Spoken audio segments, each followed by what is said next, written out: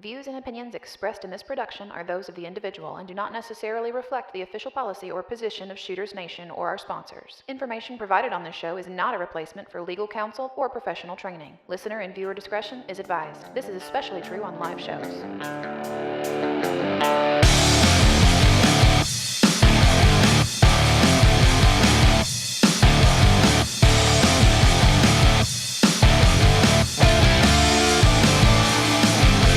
Welcome to the Shooters Nation podcast, the show created for you, the armed citizen. Join our hosts and subject matter experts as we talk about guns and gear, practical training and knowledge, Second Amendment issues, and the firearms culture. Be sure to join us after the show at shootersnation.com and become part of the Shooters Nation.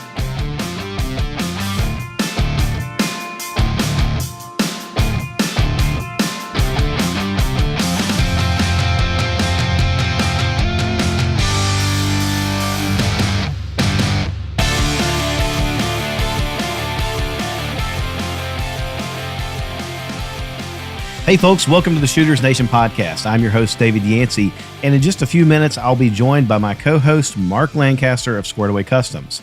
So this is episode 33, which means it's also the second half of our interview with Rich Graham, U.S. Navy SEAL and creator of the Full Spectrum Warrior System. In last week's episode, Rich gave us some simple, solid information about how to evade and fight back against an active shooter at your workplace or out in public. Rich also briefed us a bit on the Full Spectrum Warrior System and how you can use their internet-based training to improve your firearms skills from the comfort of your own home and the convenience of your closest shooting range. If you missed that discussion, you definitely want to listen to episode 32 and catch up with us. In this episode, Rich Graham continues the discussion of meeting armed aggressors with a combination of preparedness and violence of action. And we also get into the topics of how basic strength training and a base level of physical fitness can dramatically affect your shooting and weapons manipulation. But before we get started on that, we want to remind everyone that you can connect with us after the show at shootersnation.com, where you can contact us and send us feedback and sign up for the Shooters Nation Mail Blast mailing list.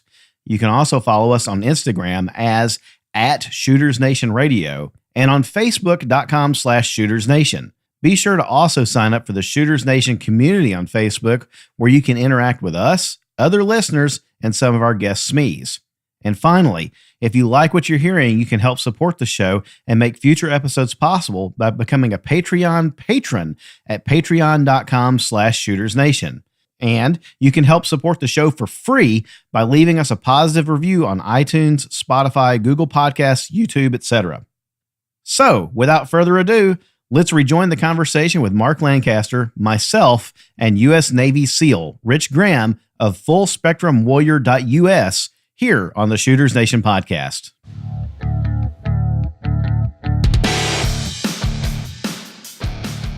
Hey everybody, welcome back to the Shooters Nation podcast. David, Mark here with Rich Graham of the Full Spectrum Warrior program, and so Rich, right before we broke, we were saying that you were telling us a story about the mom that had kids getting ready to go to college and how she was able to give them some material that you make available online.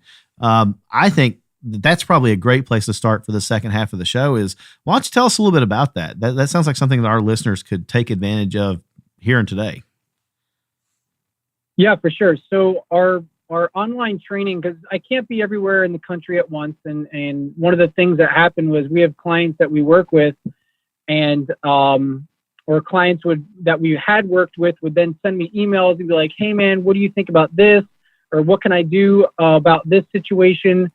And to give clients the ability to continue to train with us in between us traveling across the country to these different locations was we made an online training portal. And on our Full Spectrum Warrior website, if you go onto the members page and enroll, then you have access to our online training library. And there we have a situational awareness and active shooter response training, and that covers like, what do you do when you go to the store? Where do you park? How do you park the car and why? If you're going to the airport, what are the things you take into consideration? How do you protect yourself on a plane? And all that kind of stuff. And then it goes all the way into, we have shooting courses, like different tutorials on different shooting tactics and techniques.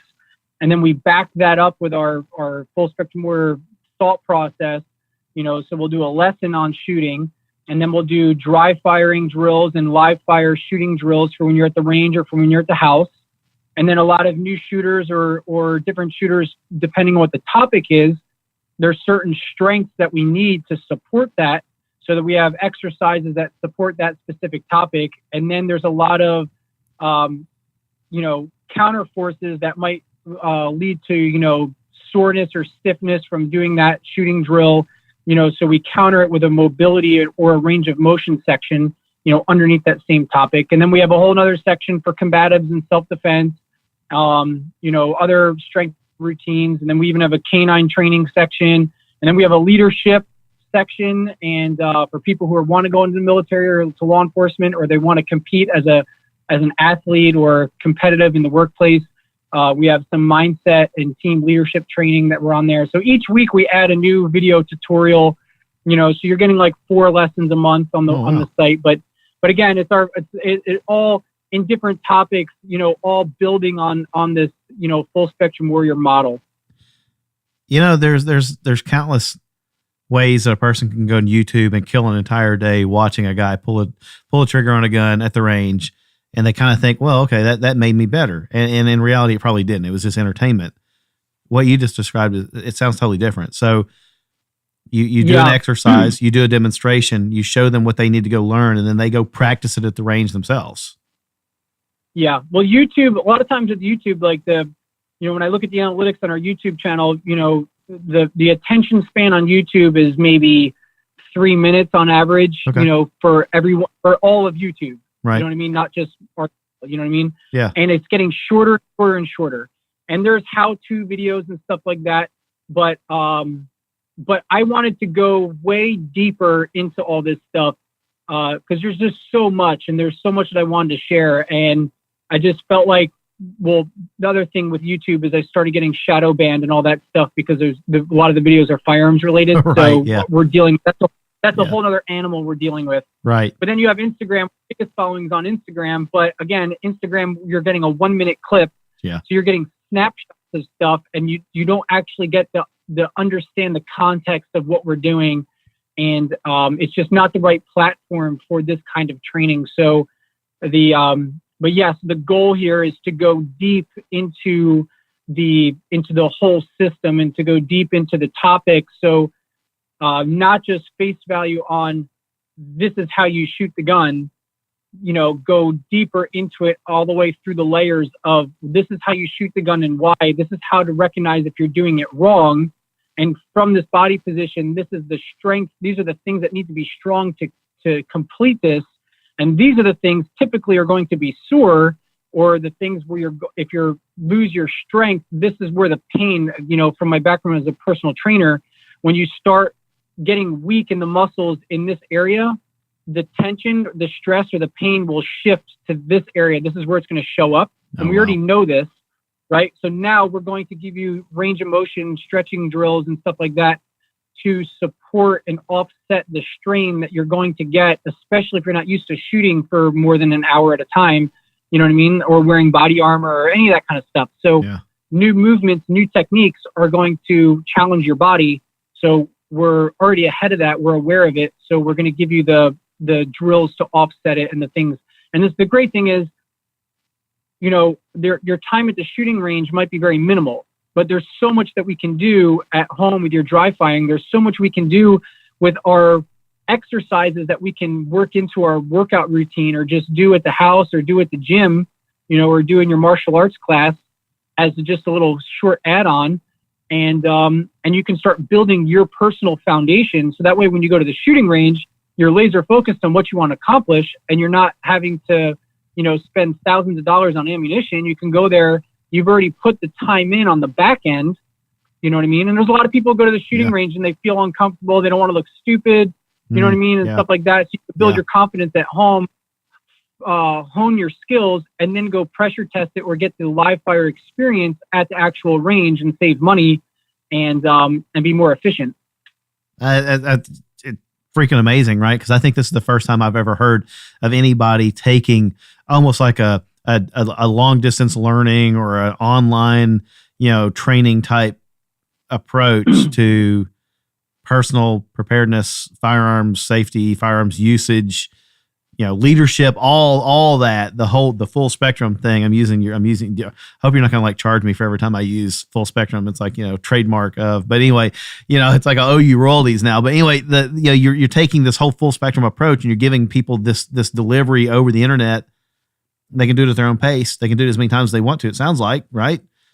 And then they take it to the range and they're just better. I mean, Mark, we talked about this. We hate going to the range and just shooting, 500 rounds of ammo for the sake of shooting 500 rounds of ammo. We've both kind of gotten to the point where, we want to be able to shoot and get some value out of it. Well, have a purpose. Yeah, have a purpose. You go there and have a purpose and have expectations of yourself and a purpose, plan. Once again, have a plan. I've heard a little bit of people doing, some of this online stuff and some of it's just free on YouTube and stuff like that. But taking the deeper dive and going as far as telling people like how to, increase your mobility by doing this drill, and where you're going to be sore and why and how to fight, combat that. I think it's like private coaching. Really fantastic. Yeah. Yeah. I mean, it's like private coaching. It's essentially kind of like doing online personal training, but on a bigger picture than just fitness. From a firearms coaching, I've been a personal trainer, a martial arts instructor, and a shooting instructor. So, basically taking the all those aspects are important. You know what I mean? Like your fitness supports your martial arts. Your martial arts supports your firearms training. Firearms is a weapon type, just like a sword or a bow staff or an axe. You name it, what the weapon is, doesn't matter. Right. You know what I mean? Like your strength and your ability to fight support the weapon system. Now with a gun, we have the advantage of distance. And because it allows us to keep distance, there's a lot of people who neglect the fitness and the fighting portion of it, because they may never get in close proximity to their threat. Now, that's a great argument for military guys, but not for our civilians, because civilians, right, when we talk to the military guys, they'll be like, oh, this is a bunch of bull crap. You don't need all that crap. You're overcomplicating it. And it's like, okay, that maybe from your perspective, you're right. When in a battlefield, if you're fighting, bad guys, shooting across a valley, or your threats are 100 yards away, 50 yards away, unless you're on an entry team and you're going in the buildings. If you're not, you know what I mean, and you're fighting these long distances, then yes, you're never close to the threat. But in the civilian reality, if someone attacks you, normally it's because they want something. Yeah. Whether they're carjacking you, whether they're robbing you, whether it's a home invasion, right? Normally they're not just attacking you for random attacks, and you're not fighting in a war zone where you're ambushing people and your goal is to just kill them from across a distance. That's what we see in an active shooter attack. But active shooter attacks are still extremely rare. Yeah. Like you're more likely to get struck by lightning than to get caught in an active shooter attack.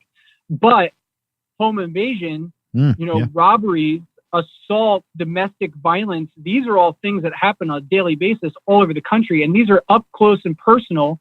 And many times, even if we are carrying a gun, we might not have time to get it out before the attack starts. And we're on limited ammo.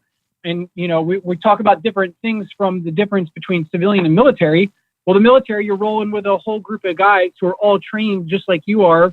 Maybe you have tactical advantage because you have night vision and communications and armor, and you can call in airstrikes and all this stuff. You don't have that in the civilian world. In the civilian world, you might have one magazine in the gun.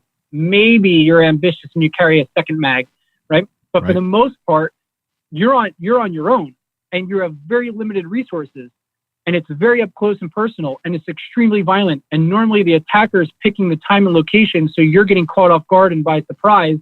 So the odds are against you. Whereas in the military, many times is we pick the location, we bring the fight to the bad guy, so we are the aggressor. Yeah. Right. So totally different equation. We have the tactical advantage.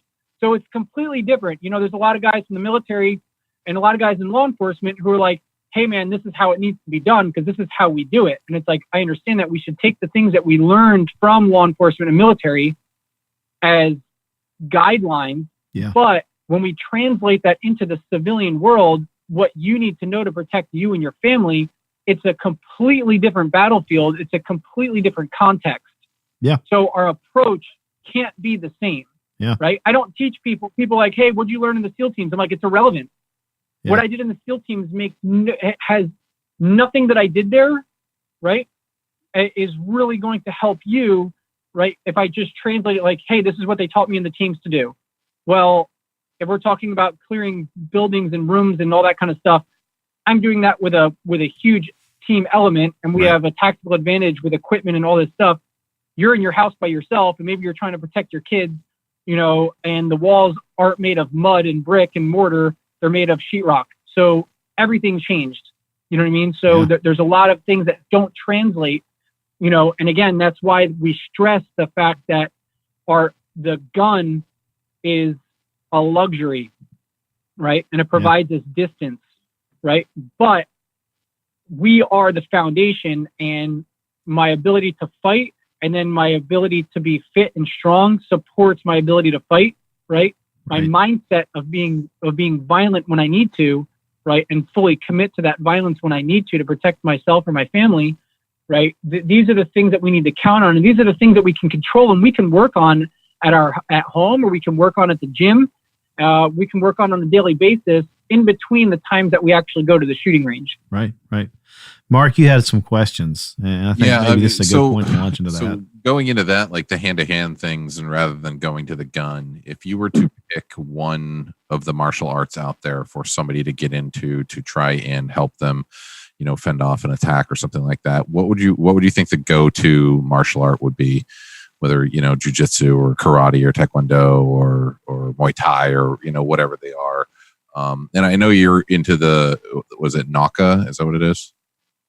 Yeah, I teach Naka. But I mean, I think it's a little bit more niche and probably harder for the majority of people to find that sort of thing.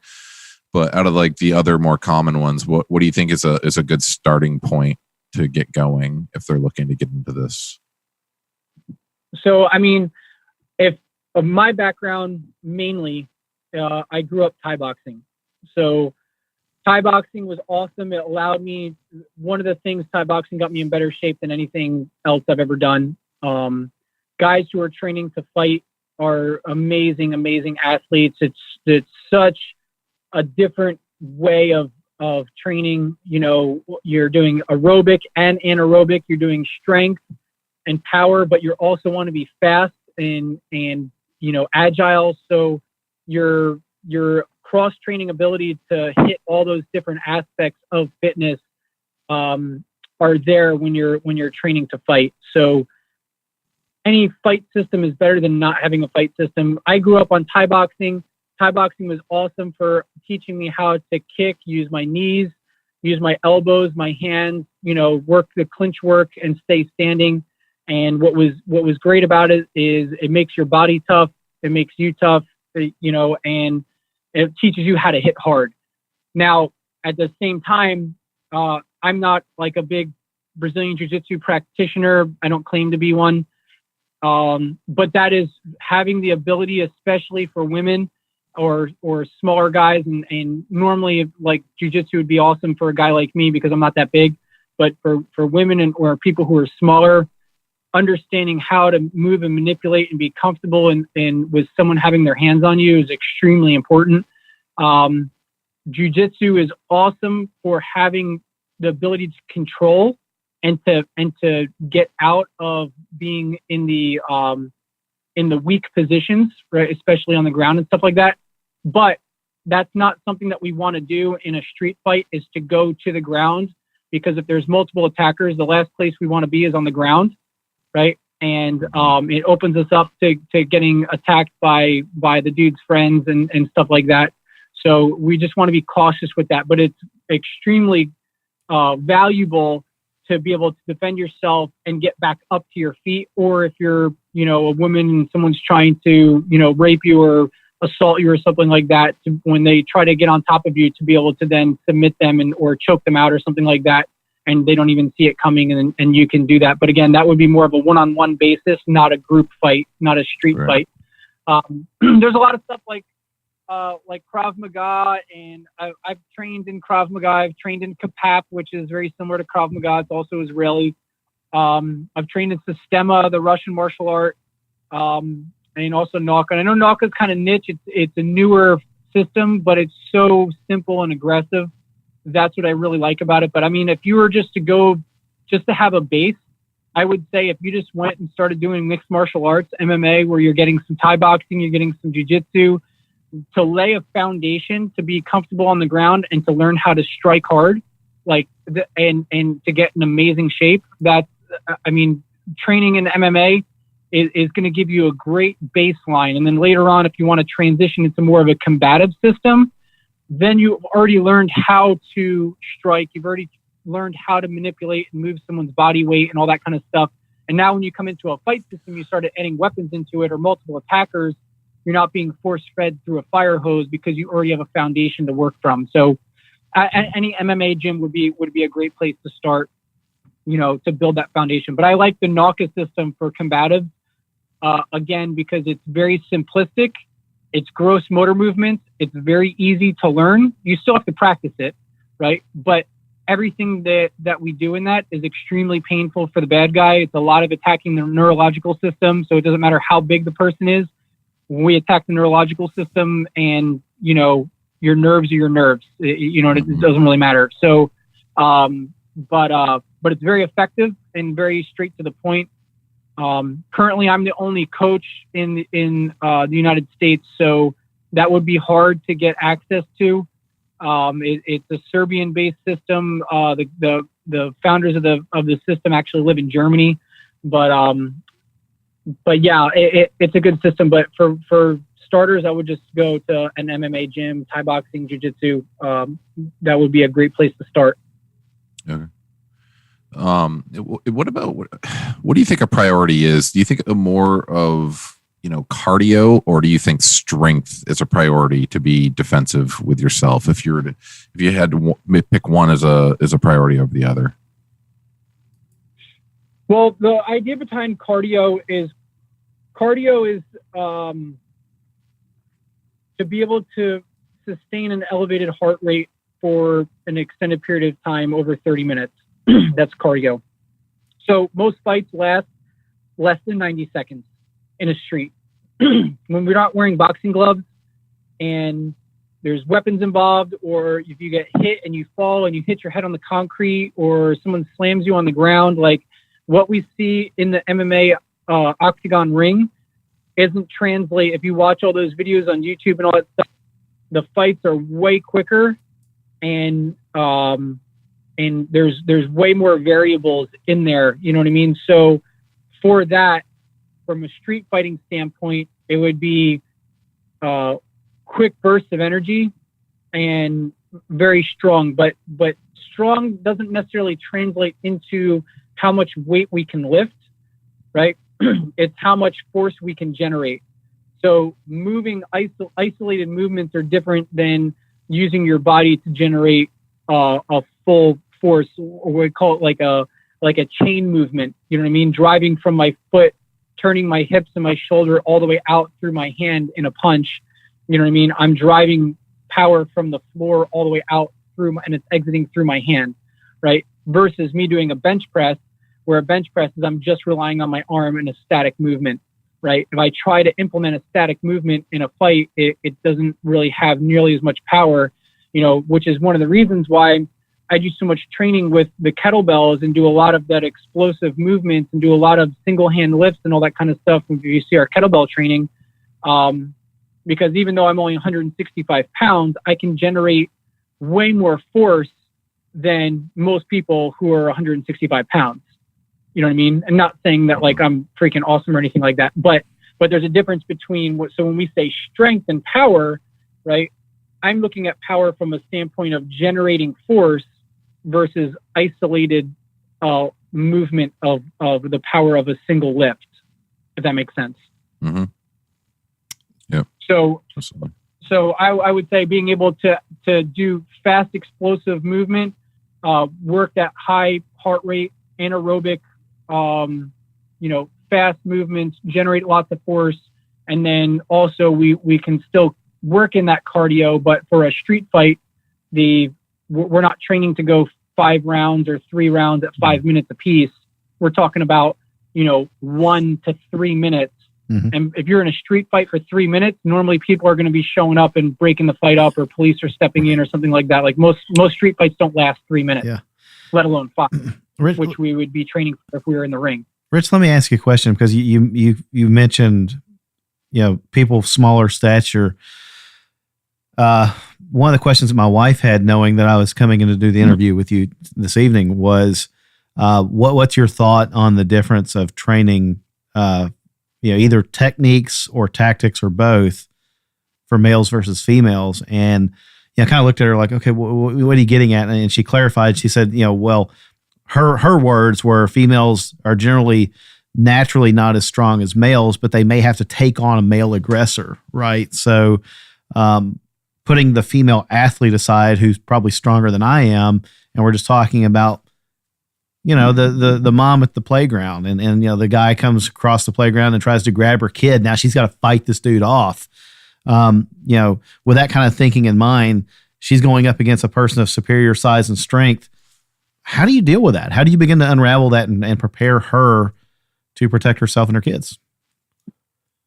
Yeah, well, that kind of goes right back into what we were talking about before, when we were comparing how do we train with the military versus how do we train with the civilian, and they're two totally different animals. So we can't approach how we train, normal big dudes and say like, yeah, man, just do the same thing these guys are doing and you'll be fine if you're, 120-pound female, or maybe, but the same thing could be if you're an older person, or you have an injury or a disability or anything like that. So it might not even just be a size thing. It could be a disability thing, right? Or it could be an age thing. You know what I mean? So there's other factors in that, but basically the real question is, what do I do if I am far weaker, right, than the person who is the aggressor? So if I'm far weaker, smaller, or slightly incapacitated in a way, whether it's a disability or whatever the context of the tactics of where the attack is happening, mm-hmm. right? Being in a weaker tactical position, how do I win that fight?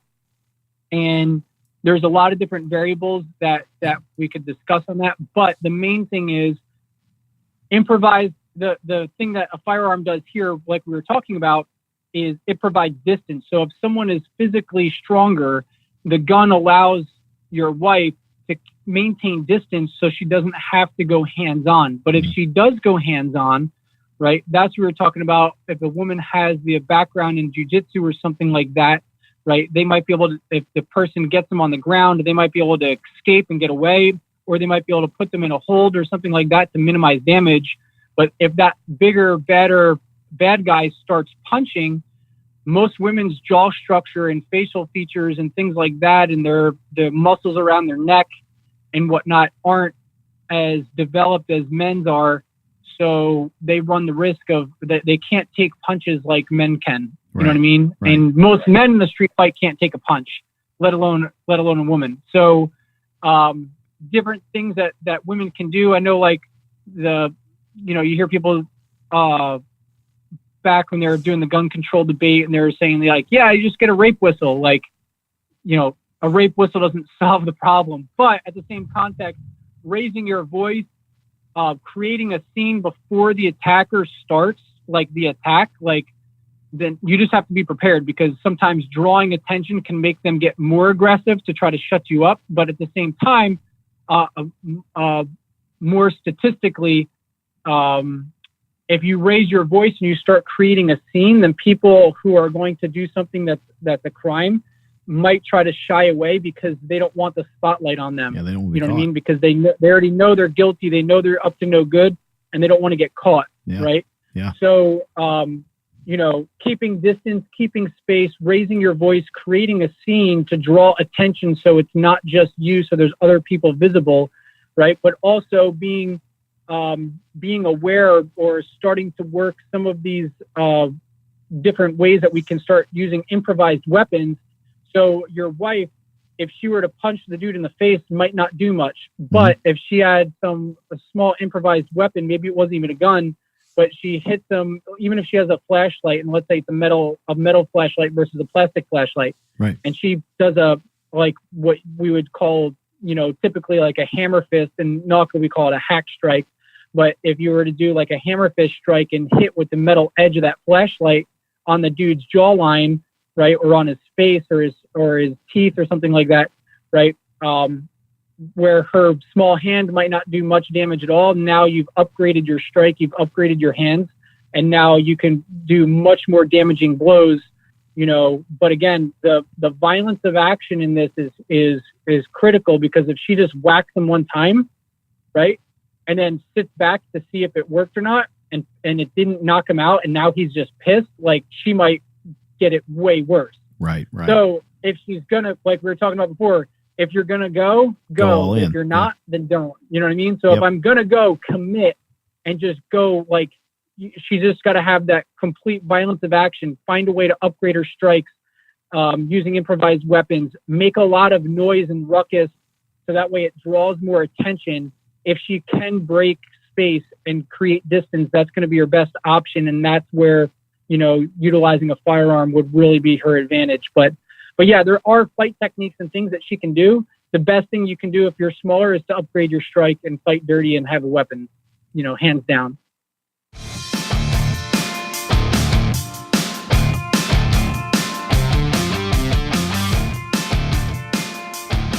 Hey folks, David here. By now, regular listeners of the show are well acquainted with Mark and our friends over at Squared Away Customs. You already know that they are a manufacturer of high-quality custom Kydex holsters and carry gear for civilians, military, and law enforcement. But what you might not know is that Squared Away Customs is also your one-stop source for weapon-mounted lights and other firearms accessories. Mark, Corey, and the gang are now also stocking dealer for Polymer 80 frames and slides, and of course, have holsters to fit. What is Polymer 80, you ask? They are 80% complete polymer frames that you finish out with Glock pistol components. Because you're building it, there's no serial number, no FFL required, and no registration needed. It's a great way to build a custom Glock-style pistol of your own creation. Squared Away Customs offers Polymer 80 frames compatible with Glock model 17, 19, 22, 23, 26, 27, 34, and 35 Generation 3 components. They come in 2 different grip styles and include features like an extended beaver tail, double undercut trigger guard, and a thumb ledge already built in. So, if you're looking for the next level of customization and performance from the Glock platform, head over to squaredawaycustoms.com and check out their Polymer 80 accessories and, of course, their Squared Away Customs Polymer 80 custom holsters today.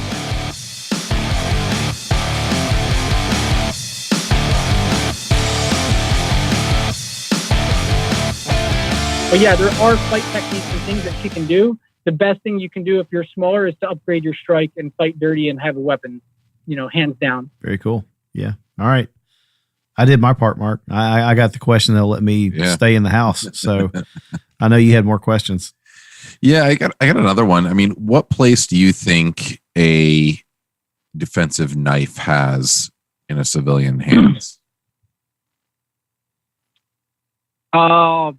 When you say defensive knife, like a pocket knife or like a 6-blade?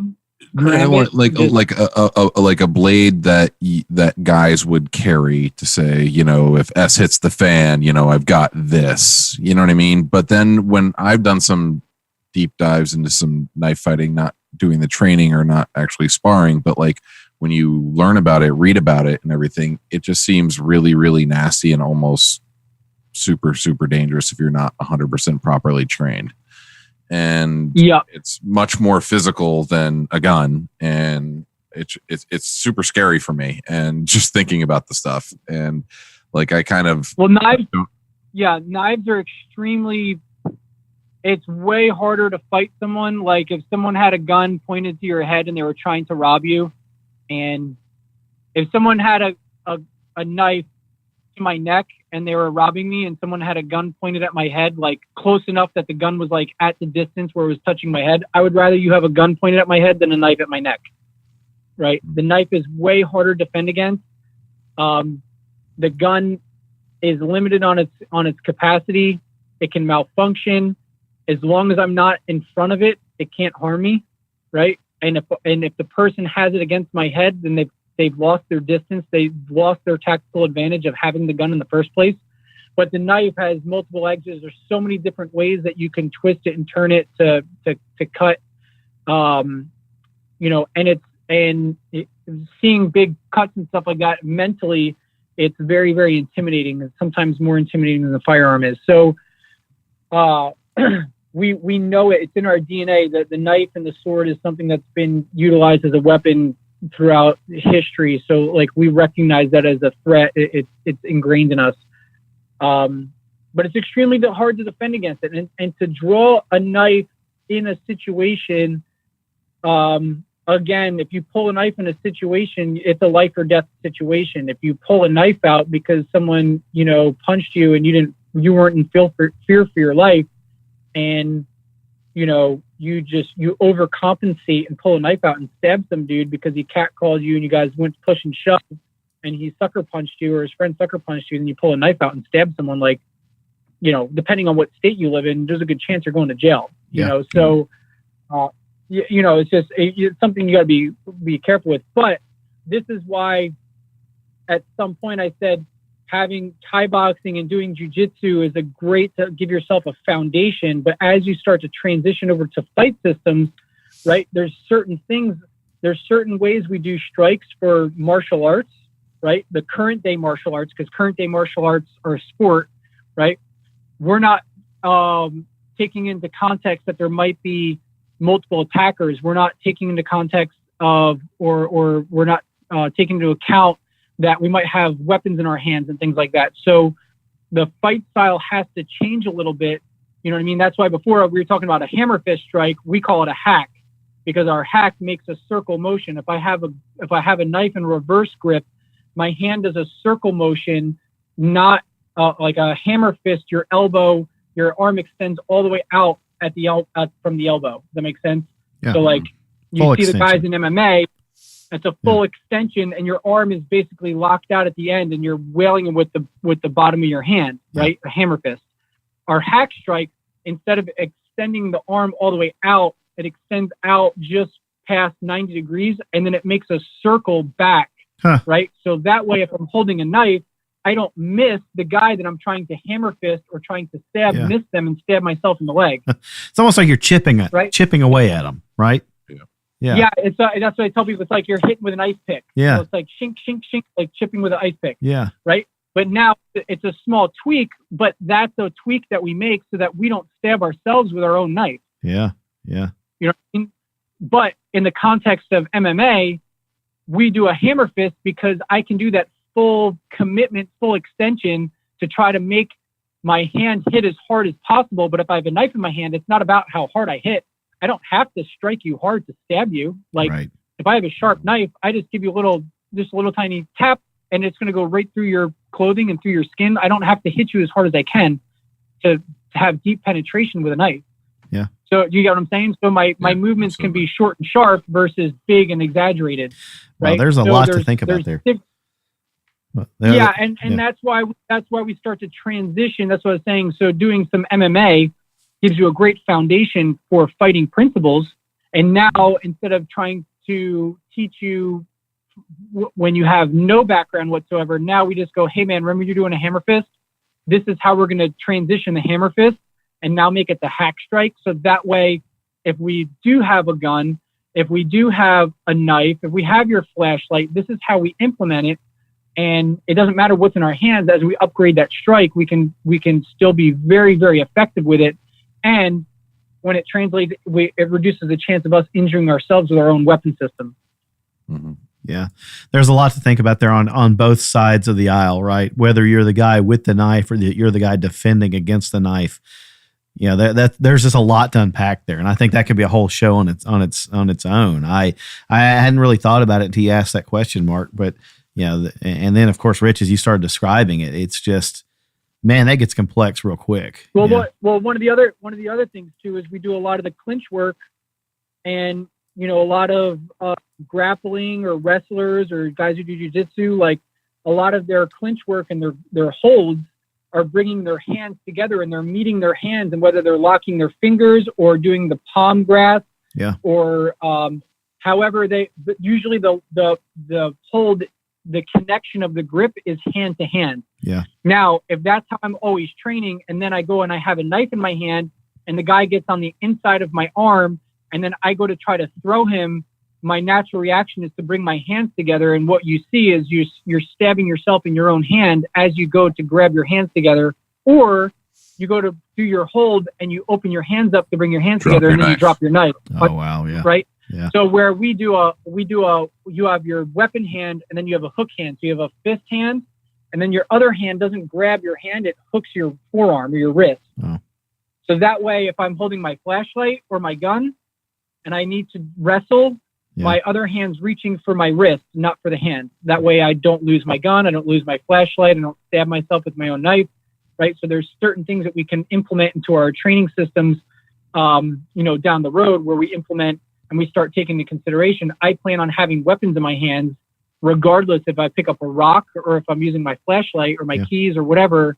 Right. And now I start training with the thought process of there's going to be something in my hands to make my strikes more devastating and to create more pain, or be more effective on the threat as I strike them. Because again, I'm not going around just getting in street fights, for the hell of it. If I'm going to get into a street fight, it's because it's a really, really bad situation that I can't avoid. Right. Yeah. Now it's like, okay, you put me in this corner and I have no choice but to respond this way. Yep. Normally I would just avoid this and I would just turn the cheek and walk away. But now you've put me in a position where I have no other options but to go straight through you. Oh, I mean, and that's not you. It's I'm just saying from the context of an attitude context, mentality context. Wow. So Mark, we're kind of narrowing in on the home stretch here. Yeah, no, I think throughout the convershout just organically, a lot of the other questions that I had have been answered. So I highlighted a couple there. I don't know if you can see them, but there are two things I think that really I would like to bring out in the final few minutes here with you, Rich, if I could. I guess first one is let's kind of go back to the life you lead, training in the corporate environment and things like that. Do you have any, just a few quick recommendations on how a person, how can they have that conversation with their employer? What's a good way for me to go back to my employer and say, hey, I think you should provide training for this sort of thing? Do you got any pointers on that? Yeah, I would just make a request. I mean, there's a lot of companies who in the human resources department and in the training department who they want to continue to provide the best experience for their employees and make sure that their employees are getting the proper training, just as they do diversity training and sexual harassment, recognition training and all that kind of stuff. And, this falls right into it. It's life safety training. Right. So the thing also is a lot of the people in the workplace have families and have children. And this is also information that would be great for their children to have because their children aren't being trained this. The school has a certain system that they're putting in place. In most schools, it's not what the plan they put into place isn't what's best for the kids. It's what's best for their insurance policy. That's a whole nother freaking podcast right there. If you want to get me pissed. Yeah. But it's a whole nother animal. Let's do that one. Yeah. I do want to do that one. That would be fun. I've smashed heads with some of the politicians and governing bodies of the schools. They brought me in as a tactical advisor, and then they didn't like what I had to say because what they're doing in the schools is the complete opposite of what they should be doing. Yeah. But anyway, so they're the way they look at it is different. They're just trying to do quality control, keep control of the children. The bad guy's the bad guy, not their problem. Controlling the children is. So, but we as parents can educate our children, whether we're in the mall, whether we're at the movie theater or we're at school.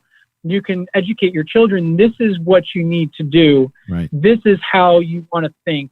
Right. Let me pass on what I've learned. Right. And as a family, right, you can teach your children. So when you go to the employer, it's not just for the workplace. but it's a life safety training. It's life safety plan for the family, and Sure. it's something that you can share not only in the workplace, but it's when your employees leave, because it does you no good if from a company standpoint, if I've invested all this money in training into building up this really good workforce, and then they go to the mall and they don't have the tools necessary, and something happens, and a couple people from their company get killed in one of these attacks, like that hurts the company also. Sure does. So whether Yeah. it happens at work or out in town, it's of the company's interest for their people to be informed. Nah, Trained up on this stuff. I would say that if your company offers first aid training, CPR training, things like that, which a lot of companies do, they teach, especially anymore, it's CPR and how to use an AED. Maybe that's a good segue into this. It's like, hey, you look at the news, bad things are happening in workplaces. Could you bring somebody to teach us how to? Well, I think we mentioned it before. It's kind of like kids in schools have fire drills, Yeah. but when was the last time there was a school fire? Right. Yeah. Yeah. No, I think Exactly. I think you're right. All right. So the other question I really wanted to ask before we have to wrap things up this evening with you is Mark. You actually put this one here, so I'm going to cheat. I'm going to use one of your notes. Sure. The question was: do you think that people should share their mindset and knowledge with others in the workplace about these issues? And maybe that's a lot to go through. Maybe we don't go too deep into that, but what do you think? I mean, so if your workplace doesn't have a program like this, is talking about it with your coworkers, is that maybe planting the seed, or do you think that just inspires people to look at you like you're nuts? Well, I mean, people may look at you like you're nuts, and this is the thing. When I go to a restaurant, I'm not like, I have to sit in this chair, I can't have my back to the door, Okay. all that stuff is situational, and I know my environment. In certain environments, I'm on higher alert than others, right? So I'm not walking around paranoid all the time, but I get into a car and I put my seatbelt on, not because I'm freaking out that I'm going to get in a car crash today, but I put my seatbelt on because I understand that there's a chance that I could get in a car crash. And by having my seatbelt on, one, I don't want to get a ticket, but like just from the context of it, right? Like I put my seatbelt on because I understand that this is going to increase my odds of survival. And I'm not driving, paranoid. I'm just prepared. Right. You know what I mean? And Right. if something happens, someone cuts me off, whatever, I try to react. And I try to just move and position my car the right way so that I don't crash and I don't hit anything. Right. But again, I'm not paranoid driving down the road. So in the same context, if you look at it as something just that simple, going, hey, we can be naive and pretend like none of this stuff happens, but it does happen. Right. And to have a game plan and be thinking about it, and to look at my building and understand the angles and understand where I would move and how I would, where I would go. Like, you don't need to make a big thing out of it. But if you had a discussion with it with some of the people you work with, I don't see, it shouldn't be negatively received. Although there are people who may look at it and be like, dude, you're being paranoid. Sure. And it's like, fair enough. You could look at it like that, but at the same time, I think a lot of that, how it's perceived and how people respond to it, is how you're going to carry yourself in the way that you're bringing it up. Yeah. Yeah. I think you gave a very good bit of fuel right there for people, is that analogy of car insurance or using your seatbelt. I don't do these things because I'm expecting that I'm going to have an accident. I do them because I might, and accidents are a reality. And unfortunately, workplace violence and these active shooter situations are, becoming an increasing reality in our world. So we kind of have to look at them the same way, or we put our heads in the sand and hope that our number doesn't come up. Yeah. That doesn't seem like a good plan. So I mean, I would ask the same question. I would just say, hey, if I was saying, hey, we should learn how to use a tourniquet and learn how to do, stop massive bleeding or something like that, something that's gory, in the workplace, and I'm not a nurse or I'm not a paramedic, am I being, crazy? Right.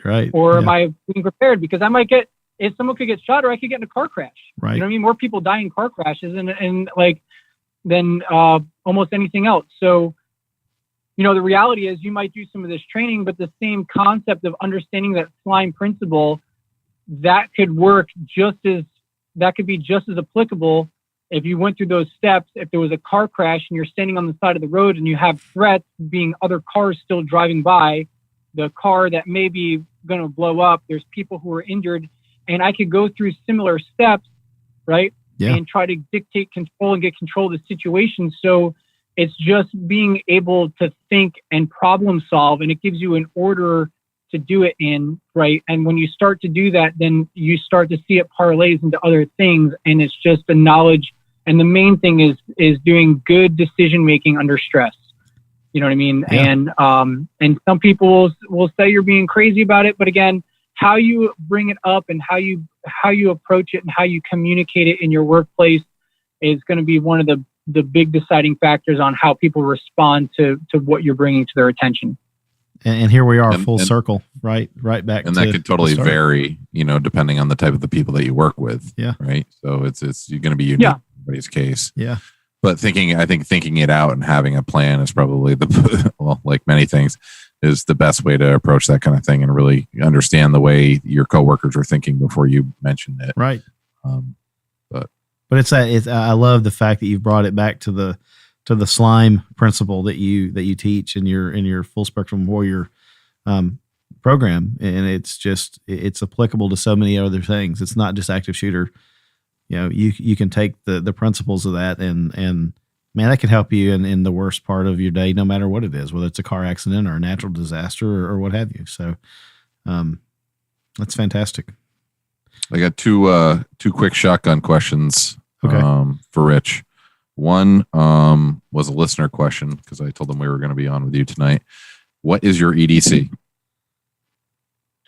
I actually have 3, but the main one, and again, it just depends on where I am and what's going on, weather, all that kind of stuff. But the main one, the mid-size gun, would be my SIG P938, and that's like a little mini 1911 looking Sig Sauer, which is good because it's a mid-size gun, and I can carry that pretty much whenever. But if you know me, I wear athletic pants a lot.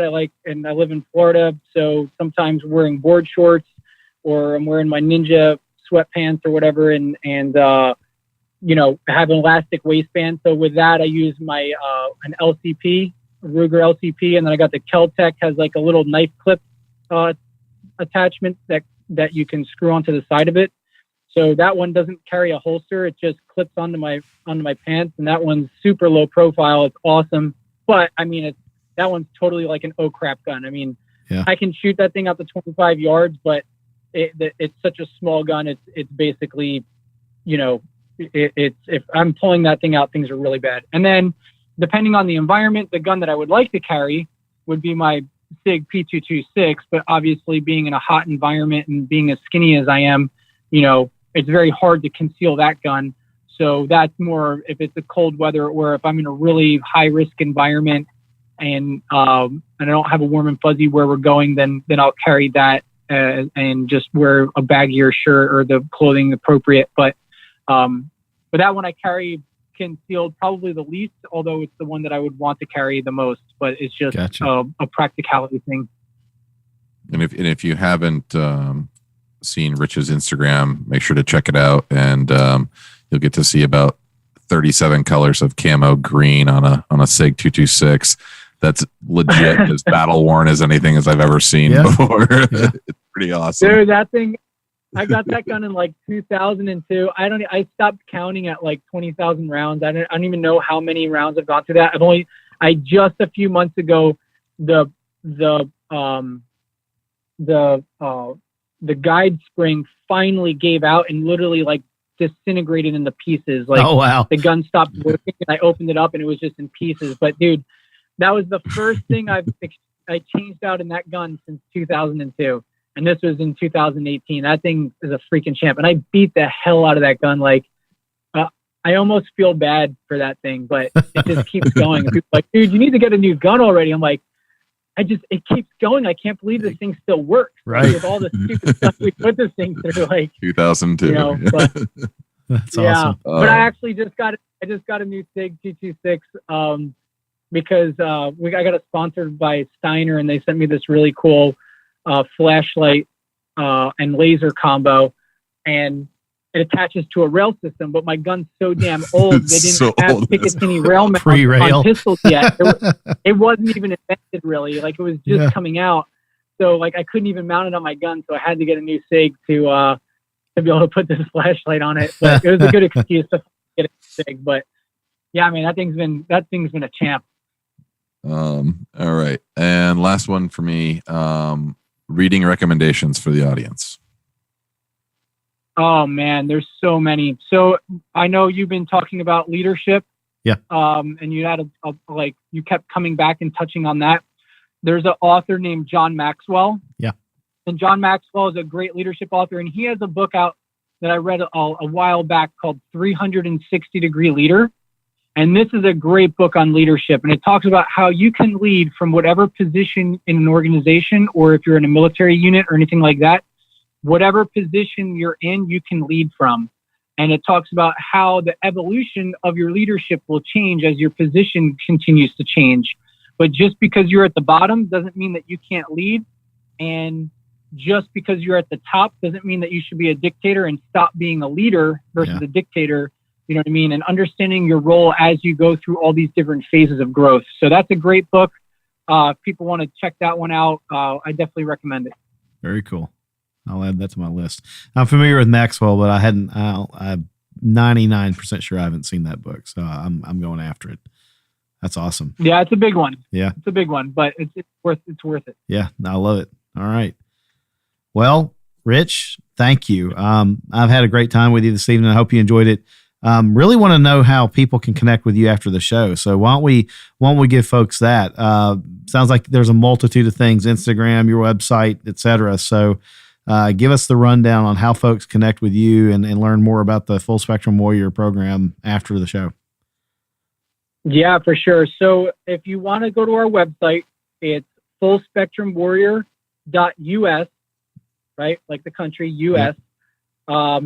And on there, you can see our training calendar if you want to come to one of our live training events in person, or you can subscribe as a member and enroll on our members page, and you can have access to our online training. And again, we add videos weekly, right, to that, and then that way you can start training at home. If you want to follow us on social media, the main one that we have is Instagram, and that is Full Spectrum Warrior USA, where the website is just US, but Instagram is Full Spectrum Warrior USA, and that is also the same for our Facebook page. And then our email, if you want to contact us about us coming to do active shooter training or corporate training, leadership training, anything like that, it's info@fullspectrumwarrior.us. Very awesome. simple. Awesome. Yeah, folks, definitely head over there, check it out. Follow Rich on Instagram, the photos and the videos that he posts. And again, I've seen a few in there with our buddy Jason Demo. He makes a guest appearance on a couple of occasions. I think I saw one where maybe you guys were suited up in padding and you're giving him a good whack or two right upside the head, I think was one of the videos. Yeah. So that was one. That's one of those ones where you kind of like accidentally keep messing up the shot, and then the other dude, your training partner, keeps getting punched in the head. And be like, right. Oh man, we got to do that again. It's the wrong angle on the camera. Yeah. So go check it out and do that, and definitely. He's a good sport. Yeah. Right. Yeah, Jason's a good dude. He's a good guy. He was one of our early on guests, and we've got just a lot of love for him too. So that's funny. No, folks, head over, check this stuff out, and definitely if you think that your company is ready to bring somebody in to help make you safer and teach you skills that you can translate into making your family safer outside the workplace, even. Hook them up with Rich and try to make that happen. That's fantastic. I'm glad that more companies are doing that. Mark, you and I can do our normal exit here in a bit, and we'll just kind of do a post-show recording of that, and then we'll. I think for the listeners, just frame this in mind. We're going to do a preamble. We'll lead into this show, and what, Rich, we really want to be respectful of your time tonight and get the maximum amount of time with you for our folks. So thank you again. I know we've kept you up late. I appreciate everything you're doing and everything you have done, not just for the country, but for individuals to make it possible for people to get home safe to their families and their lives, and their lives outside of work and stuff. So the opportunity to be on here. Thank you. Yeah. Awesome. Very much appreciate it. Look forward to having you on anytime you come back and join us. Let me know. The door's open. Very cool. I appreciate it. Hey, everybody. So that was the interview with Rich Graham. We hope that you enjoyed that. We, again, wanted to make sure that we were respectful of Rich's time and got him out of here as quickly as we could towards the end of things. So, Mark, you and I were just going to go ahead and do the closing bit for the show and make sure that everybody knew how to connect with you and connect with the show. So let's fire that one off. How do folks connect with you after the show? Yeah, info@squaredawaycustoms.com. If you would just want to say hi or give us some comments or some feedback, you're always welcome to reach me there. Or if you need any Kydex gear or Polymeridi stuff, you can always go to squaredawaycustoms.com. Don't forget to use coupon code ShootersNation to save yourself some cheddar. Save the money. Buy more Kydex with the money that you saved. It seems like a legit idea. I'm not going to argue. More ammo. More ammo. More tourniquets. More tourniquets. Yep. Yeah. All right, everybody. So special thanks to our patrons who are directly supporting the show and making future episodes possible. You don't have to, but if you want to and you want to support the show, you can do that by visiting shootersnation.com and looking for the donate button. Every dollar that you send over helps us keep the lights on and pays for hosting fees and all the other fun stuff. Shooters Nation logoed hats and shirts are still available on the Shooters Nation web store. Cold weather gear has started to trickle into that catalog, so be keeping an eye on that, especially as we head into the holiday seasons, and drop hints to your spouses and family members and friends, that they always shop for you there. Definitely, while you're over there at the Shooters Nation website, hit the idea link. Tell us what kind of stuff you want to hear about on the show, and give us your ideas. We will do our level best to make sure that we can make it happen. It doesn't always happen quickly, but we definitely were out there trying to pull together the guests that you're suggesting and get the topics that you're asking for represented here on the podcast. And last but not least, while you're over there, do be sure to sign up for the Mail Blast mailing list. Again, we gave away the gift card from Squared Away Customs as part of the 6-month anniversary, and the person that won that, the only qualifier that they had was they were on the Mail Blast mailing list. That was the rule, the only rule. Be a member of the mailing list, you could get entered for that drawing. So that happened. That worked out well for him, and I think we'll probably do some stuff like that moving forward. And we're also looking at how we can do some live interaction with the listeners and do some hangouts and things like that periodically, and that's going to be really restricted to the Patreon patrons and the Mail Blast mailing list members. So there you go. Be part of the Cool Kids Club. We appreciate it. Mm-hmm. Man, I am smoked. Mentally, I am smoked. I that was a lot of information with Rich, and it's going to take me a while to unwind and decompress it all. So don't know about you, but yeah, it was a very good one. I'm going to be thinking about that stuff for the rest of the week.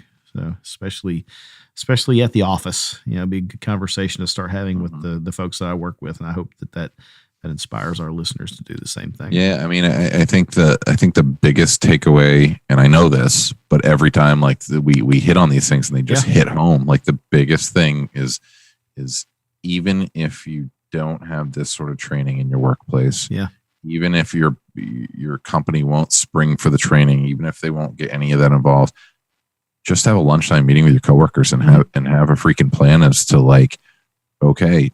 Yeah. David, you're calling 911. Yeah. Lindsay, you're going to wait at the front door. Mark, you're getting the med kit. Have a plan so it's not this chaos and a mess. Yeah. And a lot of the training classes that I've taken, like the Rune Nation classes with Ian Strimbeck, he has, okay, this guy, you're running the IFAC. This guy, you're going to wait at the gate. This guy, you're calling 911. Does everybody know the address? Oh, he does this at every range. Everybody knows the address. Right. And then another thing he says, and make sure when you call 911, you say that there was a training accident, not a shooting. Right. Or Right. not somebody got shot, right? Because Yeah. you want the guys in red, not the guys in blue showing up. Right. That's right. So Very smart. but yeah, it all goes back to just having a plan. Yeah. And I think we even mentioned it in the course of the conversation with Rich is one person can completely change the dynamic of the situation. One person that's got their wits about them and has some semblance of a plan can change the whole thing. So Yep. You're who's in charge. Yeah. Yeah. And it's interesting that you mentioned that there's a point that kind of stood out in the episode for you. And for me, I think it's that sadly, these types of events, these active shooter type situations are becoming more and more common, and it's easier to start talking about this stuff with your coworkers. 10 years ago, I would have been labeled a kook. Now, now he has hundreds of employees around the country welcoming him with open arms with this information. Right. Yeah. Big, awesome. Very well-known companies that, he can't divulge the names. We know a few of them ourselves from having talked to him, but very big, well-known companies that you wouldn't expect, and they're making these investments. So chances are, your employer might do the same. All it takes is a gentle nudge and an ask. Hopefully it's coming. Yeah. Hopefully it's coming. You don't ask the question. Yeah, that's right. All right. Well, Mark, happy birthday again. Let's get you out of here, man. Listeners, thanks for sticking around with us. We know it was a long one, but we really hope that you enjoyed it. Send us your feedback. Let Mark know what you thought about this. And, we'll try to get Mr. Graham back on again sometime soon in the future, and more content like this. So yeah, with all his history, there's lots of different directions we can go. Oh yeah, with conversations with him. Yep. Yep. Absolutely. Sniper stuff, dog stuff. Yeah. All right. Everybody, take something that you learned from this episode and try to apply it in your world over the next few days. And by doing that, hopefully the next time we talk to you again, you will have been safe out there. We will talk to you again soon. See ya.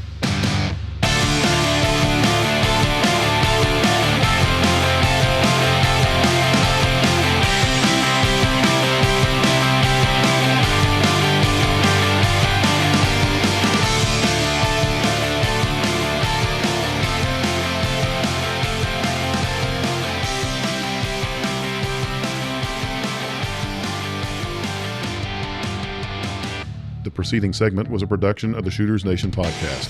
Visit us online at shootersnation.com.